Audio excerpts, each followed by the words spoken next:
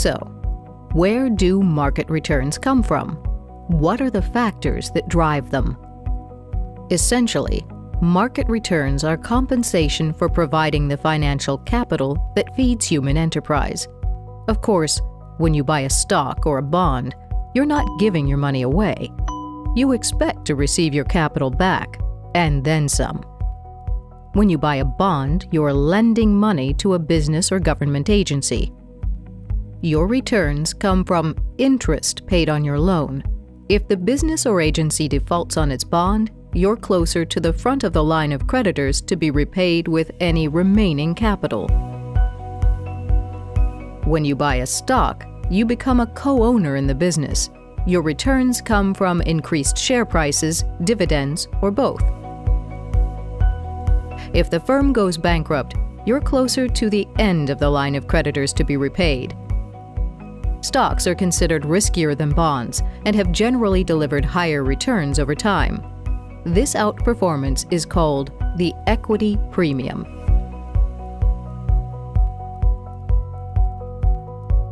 There's always an element of risk when investing. There's no guarantee you'll earn the returns you're hoping for, or even recover your stake. And that's why basing your investment strategy on solid evidence makes so much sense. Scholars have been studying factors driving market returns since the 1950s. Their work exhibits 4 main characteristics. First, it's genuinely independent and unbiased. Second, it involves robust data analysis, for example, ensuring that data isn't tainted. Thirdly, any results must be repeatable and reproducible. Last but not least, scholars have to publish their work so their peers can review it. These are all reasons you can rest assured that the research on which evidence-based investing is founded is thoroughly reliable.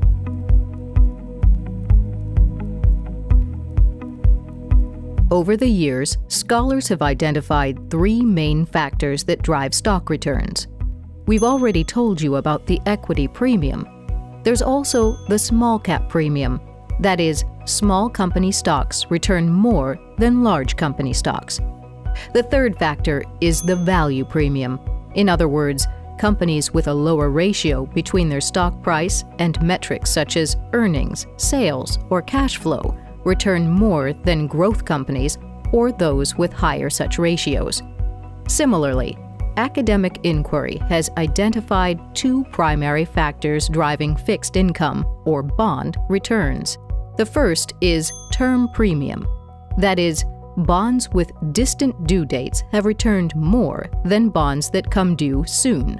And the second is credit premium. In other words, bonds with lower credit ratings have returned more than bonds with higher credit ratings.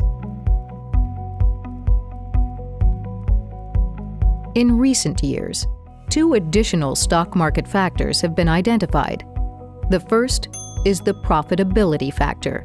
That is, highly profitable companies deliver higher returns than low profitability firms.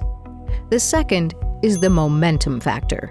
In other words, stocks that have done well or poorly in the recent past continue to do so for longer than random chance seems to explain.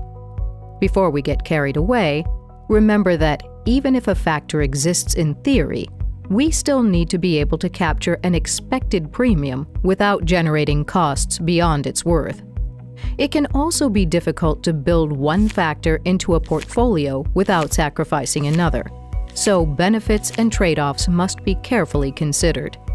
Helping you decide which premiums you want to try to capture is one of the key roles of an evidence-based advisor.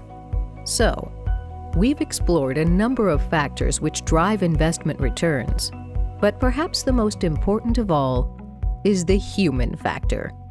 Find out more in our final video.